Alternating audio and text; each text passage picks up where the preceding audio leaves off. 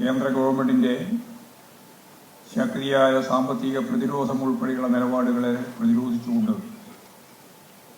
ഈ കേരളത്തിൽ നിന്ന് വിഭവങ്ങൾ സ്വരൂപിച്ചുകൊണ്ട് തന്നെ പിന്നോട്ടേക്ക് പോകാൻ മനസ്സില്ല എന്നും കേരളത്തിലെ എല്ലാ ജനവിഭാഗങ്ങളെയും ചേർത്ത് നിർത്തി പുതിയ ഒരു കേരളം സൃഷ്ടിക്കാൻ, നവകേരള സൃഷ്ടിക്കു വേണ്ടിയുള്ള പോരാട്ടത്തിൽ കേരളത്തിൽ അങ്ങോളം ഇങ്ങോളമുള്ള എല്ലാവരെയും മുഖവിലക്കെടുത്ത് അവരുടെ എല്ലാം പരിപൂർണമായ പിന്തുണയോടുകൂടി നമുക്ക് നവകേരളം സൃഷ്ടിക്കാൻ സാധിക്കേണ്ടതുണ്ട്. അതിനെതിരായിട്ട് ഉയരുന്ന പുതിയ വെല്ലുവിളികളെ സംബന്ധിച്ച് നമുക്ക് ധാരണ വേണം. അവയെ മറികടക്കാൻ പുതിയ വഴികൾ തേടിക്കൊണ്ട് തന്നെ നമുക്കതിനെ സംബന്ധിച്ചെല്ലാം വ്യക്തമായ ധാരണയോടുകൂടിയാണ് ഈ സമ്മേളനം അവസാനിക്കുന്നത്.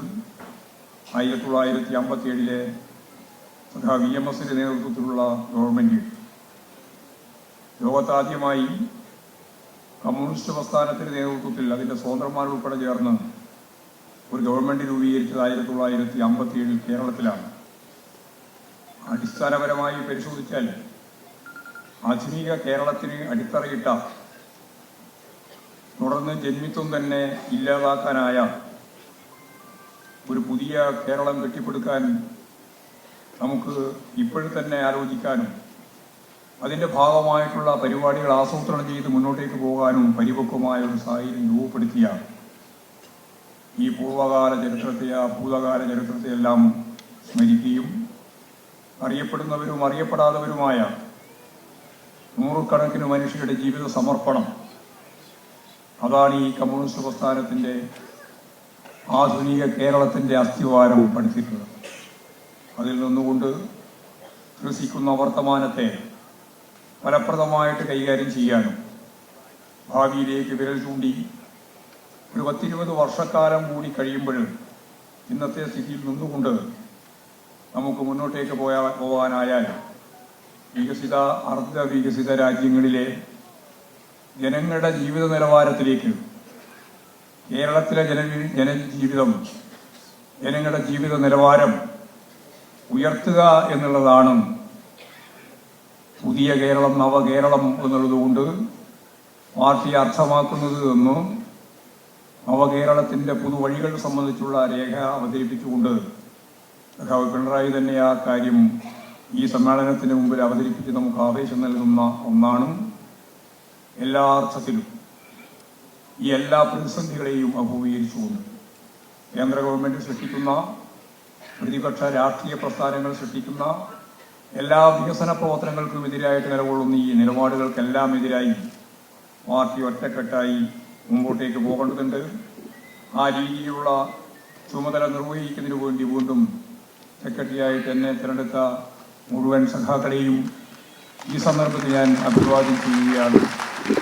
നിങ്ങളോടെല്ലാം ഒപ്പം ചേർന്ന് കൂട്ടുത്തരവാദിത്വത്തെ അടിസ്ഥാനപ്പെടുത്തി ഏതെങ്കിലും ഒരു പാർട്ടി നേതാവൊന്നുമല്ല പാർട്ടിയെ നയിക്കുന്നത്.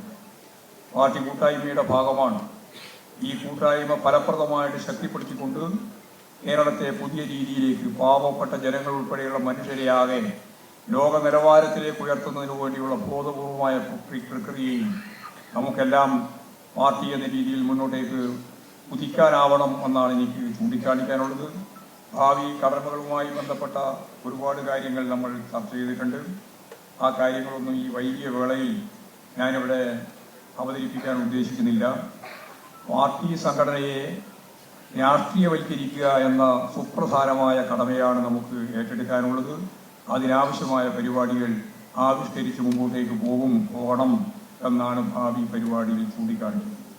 ബഹുജന വിദ്യാഭ്യാസ പ്രവർത്തനത്തിനും നല്ല ഊന്നലുണ്ടാവണമെന്നും ദിനാചരണ പരിപാടികൾ ഉൾപ്പെടെയുള്ള വിവിധ പരിപാടികൾ ബഹുജന വിദ്യാഭ്യാസ പ്രവർത്തനത്തിന്റെ ഭാഗമായിട്ട് സംഘടിപ്പിക്കണമെന്നും പാർട്ടി സമ്മേളനത്തിന്റെ ഭാഗമായിട്ട് ഇപ്പോഴും നമ്മൾ കണ്ടുവരുന്നു. വർഗ ബഹുജന സംഘടനകളുടെ രാഷ്ട്രീയ ധാരണകൾ ഉയർത്തിക്കൊണ്ടുവരുന്നതിന് പ്രത്യേകമായ ഇടപെടൽ ഉണ്ടാവണം എന്ന് നമ്മൾ കണ്ടു. യുവജന പ്രസ്ഥാനം യൂണിറ്റ് തലത്തിൽ ശക്തിപ്പെടുത്തുന്നതിനുള്ള നടപടികൾ സ്വീകരിക്കാനാവണം. പാർട്ടികൾ, നമ്മുടെ പാർട്ടി യൂണിറ്റുകൾ, നമ്മുടെ ബ്രാഞ്ചുകൾ, അതെല്ലാം തന്നെ ഓരോ ബ്രാഞ്ചിന്റെയും ഒപ്പം നിർത്തിക്കൊണ്ടുള്ള യുവജന സംഘടനാ പ്രവർത്തനത്തിന്റെ യൂണിറ്റുകൾ രൂപീകരിച്ച് മുമ്പോട്ടേക്ക് പോകും എന്നുള്ള എന്നുള്ളതാണ് സംബന്ധിച്ച് പറയാനുള്ളത്. ഇങ്ങനെ ഓരോ കാര്യങ്ങളെപ്പറ്റി ഞാൻ വിശദീകരിക്കുന്നില്ല. സംസ്ഥാന കമ്മിറ്റി തയ്യാറാക്കിയ സാംസ്കാരിക രേഖ അത് പ്രാവർത്തികമാക്കുന്നതിന് വേണ്ടിയുള്ള ബോധപൂർവമായ ഇടപെടൽ തീർച്ചയായും ആവിഷ്കരിച്ച് മുമ്പോട്ടേക്ക് പോകേണ്ടതുണ്ട്. അതുപോലെ വനിതകൾക്കിടയിൽ പിടിമുറുക്കിയിട്ടുള്ള വർഗീയ ശക്തികളുടെ മതരാഷ്ട്രവാദികളുടെ ശ്രമങ്ങളെ നമുക്ക് ഫലപ്രദമായി പ്രതിരോധിക്കാൻ സാധിക്കണം. സംഘടനാ സംവിധാനം, വനിതാ സംവിധാനം ശക്തിയായ രീതിയിൽ മുന്നോട്ട് കൊണ്ടുപോകാൻ കഴിയേണ്ടതുണ്ട്. ബ്രാഞ്ചുകളെ ശക്തിപ്പെടുത്തണം. അതുപോലെ തന്നെ ലോക്കൽ കമ്മിറ്റികളെയും ജില്ലാ കമ്മിറ്റികളുടെയും പ്രവർത്തനം അതിനുവേണ്ടി, ഏരിയ കമ്മിറ്റിയുടെ പ്രവർത്തനം ഉൾപ്പെടെ അതിനുവേണ്ടി ഫലപ്രദമായിട്ട് വിനിയോഗിക്കാനാവണം. ഇത്തരത്തിലുള്ള എല്ലാ സംഘടനാപരമായ കാര്യങ്ങളും നമ്മൾ തീരുമാനിച്ചിട്ടുണ്ട്. ആ തീരുമാനിച്ച കാര്യങ്ങളെല്ലാം ഞാൻ ഇപ്പോഴിവിടെ വിശദീകരിക്കാൻ ഉദ്ദേശിക്കുന്നില്ല. നമ്മൾ ചർച്ച ചെയ്ത് കഴിഞ്ഞിട്ടുള്ളതാണ്. ഏതാണ്ട് ഈ തീരുമാനങ്ങളെല്ലാം പ്രാവർത്തികമാക്കുന്നതിന് വേണ്ടി അതുവഴി വരുന്ന 3 കൊല്ലക്കാലം, 25ാം പാർട്ടി കോൺഗ്രസ് വരെയുള്ള കാലം ഈ സംഘടനയെ ശക്തിപ്പെടുത്തി മുമ്പോട്ടേക്ക് കൊണ്ടുപോകുന്നതിന് വേണ്ടിയുള്ള പ്രവർത്തനത്തിന്റെ ഊർജ സ്രോതസ്സായി ഈ പാർട്ടി സംവിധാനമാകെ മുമ്പോട്ടേക്ക് പോകും. അതിനെല്ലാവരുടെയും പിന്തുണയുണ്ടാവണം എന്ന് മാത്രം ചൂണ്ടിക്കാണിച്ചുകൊണ്ട് മറ്റ് വിശദീകരണങ്ങളിലേക്കൊന്നും കടക്കാതെ മുഴുവൻ സഖാക്കളെയും അഭിവാദ്യം ചെയ്തുകൊണ്ട് ഞാൻ എൻ്റെ വാക്കുകൾ ഉപസംഹരിക്കുന്നു.